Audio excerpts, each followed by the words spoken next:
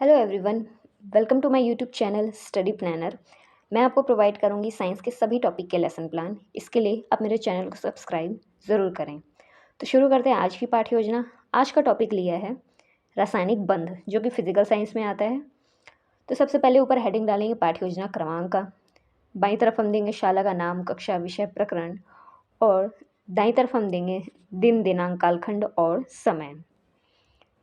पहला हेडिंग हम डालेंगे सामान्य उद्देश्य का। अब चूंकि हमारा विषय विज्ञान है, तो विज्ञान विषय के लिए हमारा सामान्य उद्देश्य क्या होना चाहिए?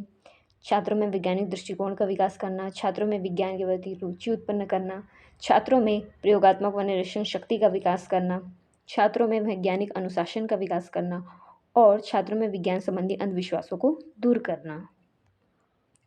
फिर आता है विशिष्ट उद्देश्य। विशिष्ट उद्देश्य में पहला हम लिखेंगे ज्ञानात्मक। ज्ञानात्मक में हम लिखेंगे छात्रों को रासायनिक बंध के बारे में जानकारी प्रदान करना।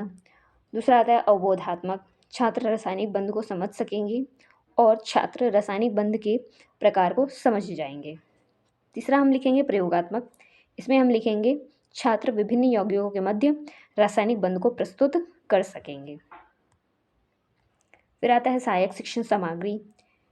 सहायक शिक्षण सामग्री में पहला आता है परंपरागत शिक्षण सामग्री, जिसका उपयोग हम जनरली क्लासरूम में करते हैं।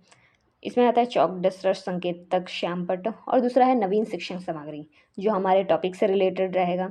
तो यहाँ पर हम ले रहे हैं चार्ट, जो कि रासायनिक बंध के प्रकार व उदाहरण को प्रदर्शित करेगा। फिर आता है पूर्व ज्ञान।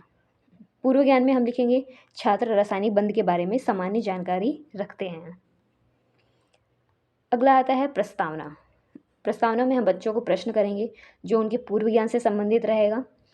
तो इसे हम 3 भाग में बांटेंगे: क्रमांक, छात्र अध्यापिका कार्य और छात्र कार्य। तो पहला प्रश्न हम बच्चों से करेंगे, बच्चों हमें जीवित रहने के लिए किन किन चीज़ों की आवश्यकता होती है? बच्चे बताएंगे भोजन, पानी, वायु। दूसरा प्रश्न हम करेंगे पानी का सूत्र बताइए। बच्चे बताएंगे H2O। तीसरा प्रश्न हम करेंगे H2O किससे मिलकर बना होता है? बच्चे बताएंगे हाइड्रोजन, ऑक्सीजन से मिलकर बना होता है। चौथा प्रश्न हम करेंगे हाइड्रोजन व ऑक्सीजन के मध्य कौन सा बंध पाया जाता है या कौन सा बंध बनता है? तो बच्चे बताएंगे रासायनिक बंध। अगर बच्चे नहीं बता पाते हैं तो ये आप समस्यात्मक प्रश्न रख सकते हैं, नहीं तो आगे आप एक और प्रश्न पूछ सकते हैं कि बच्चों रासायनिक बंध को समझाइए। तो ये बच्चों के लिए समस्यात्मक प्रश्न रहेगा। फिर आता है उद्देश्य। उद्देश्य कथन। उद्देश्य कथन में लिखेंगे बच्चों आज हम रासायनिक बंध के बारे में विस्तार से अध्ययन करेंगे।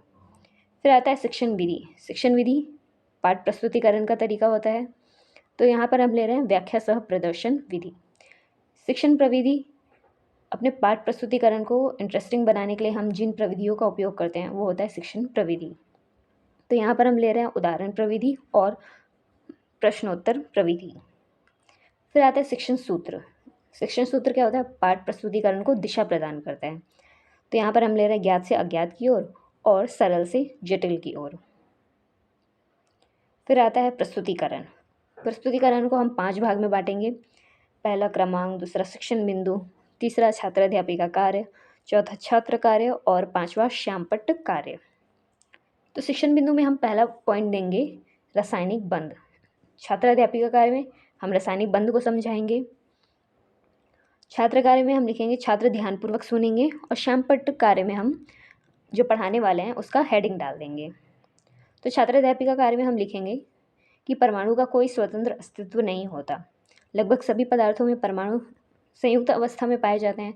परमाणुओं के संयोग से जो उदासीन कण बनते हैं वे अणु कहलाते हैं। फिर आएगा परिभाषा, रासायनिक बंध की परिभाषा। छात्र अध्यापिका कार्य में हम बताएंगे कि परमाणुओं के द्वारा इलेक्ट्रॉनों को त्याग कर, ग्रहण कर या अन्य परमाणुओं के साथ साझा कर वे संयोग करते हैं एवं रासायनिक बंध का निर्माण करते हैं। परमाणुओं के मध्य 3 प्रकार का रासायनिक बंध पाया जाता है। पहला है आयनिक बंध, दूसरा है सहसंयोजक बंध और तीसरा उपसहसंयोजक बंध। तो यहाँ पर हम सिर्फ 2 ही बताएंगे, आयनिक बंध और सहसंयोजक बंध। छात्र कार्य में लिखेंगे छात्र ध्यानपूर्वक सुनेंगे व महत्वपूर्ण बिंदुओं को नोट करेंगे। फिर तीसरा शिक्षण बिंदु आता है आयनिक बंध। अब हम इसके ये जो 2 प्रकार है उसको समझाएंगे, जिसमें पहला है आयनिक बंध। और तो फिर यहाँ छात्र-अध्यापिका कार्य में हम लिखेंगे कि यह बंध एक परमाणु से दूसरे परमाणु पर इलेक्ट्रॉन के स्थानांतरण से बनते हैं। जिस परमाणु के बाह्यतम कोश में 8 से कम इलेक्ट्रॉन होते हैं, वह अतिरिक्त इलेक्ट्रॉन प्राप्त करने का प्रयास करते हैं। और श्याम पट्ट में हम जो पहला प्रकार पढ़ा रहे हैं उसका हेडिंग डाल देंगे। अतः परमाणुओं के मध्य इलेक्ट्रॉनों के स्थानांतरण से जो बंध बनता है उन्हें आयनिक बंध कहते हैं। यहाँ पर हम उदाहरण देंगे NaCl का, सोडियम क्लोराइड का, और ये चार्ट में शो करेंगे।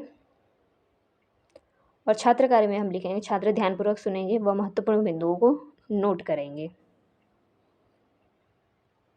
फिर अगला बिंदु आता है आयनिक यौगिकों के गुण। तो पहला है जल में घुलनशील होते हैं, दूसरा है तोड़ने के लिए अधिक ऊर्जा की आवश्यकता होती है, और तीसरा है ये विद्युत के सुचालक होते हैं।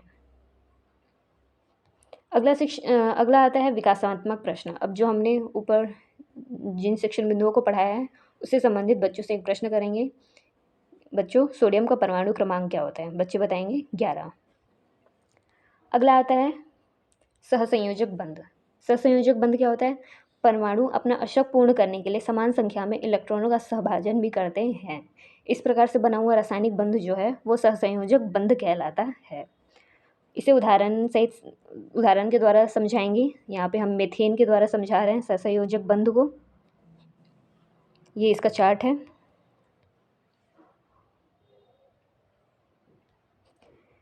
फिर अगला बिंदु हम देंगे सहसंयोजक यौगिक के गुण।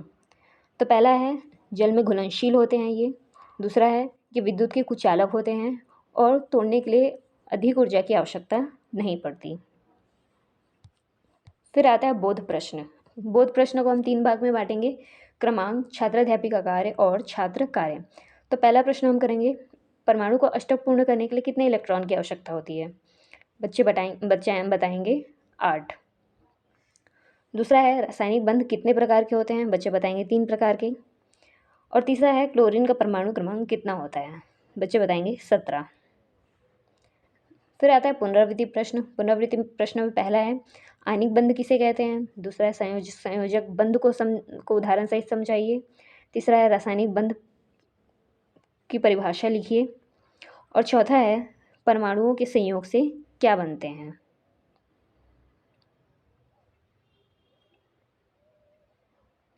फिर आता है कक्षा कार्य। कक्षा कार्य में हम बच्चों को करने के लिए सही जोड़ी मिलाव देंगे। यहाँ पे सूत्र दिए हुए हैं और उनका नाम क्या है उसे दूसरी तरफ दिया गया है।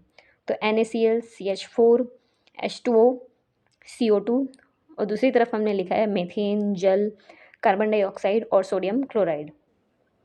गृह कार्य में हम बच्चों को देंगे कि बच्चों आयनिक यौगिक व सहसंयोजक यौगिक में अंतर लिख के आइए। फिर लास्ट में हम लिखेंगे पर्यवेक्षक हस्ताक्षर और छात्र अध्यापिका हस्ताक्षर। तो ये था रासायनिक बंध के लिए पूरा एक लेसन प्लान।